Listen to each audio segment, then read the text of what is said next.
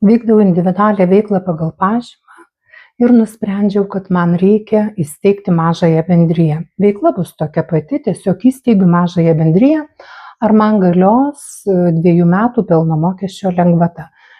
Tai atsakymas taip, tikrai galios 2 metų pelno mokesčio lengvata, jeigu žinoma atitinkate pelno mokesčio įstatymo kriterijus, tai fiziniai asmenys akcininkai, mažojoje bendrijoje kitaip ir negali būti, juridiniai vienetai negali būti mažosios bendrijos nariai, tuomet pajamos nedaugiau 300 000 eurų, nekontroliuojate kitų juridinių vienetų ir taip toliau, reiktų plačiau pasidomėti tiems, kurie steigiate mažąją bendriją, ar tikrai atitinkate pelno mokesčio įstatymo raidę ir viskas tvarkoje. Net jeigu veikla tokia pati, 2 metus galėsite nemokėti pelno mokesčio.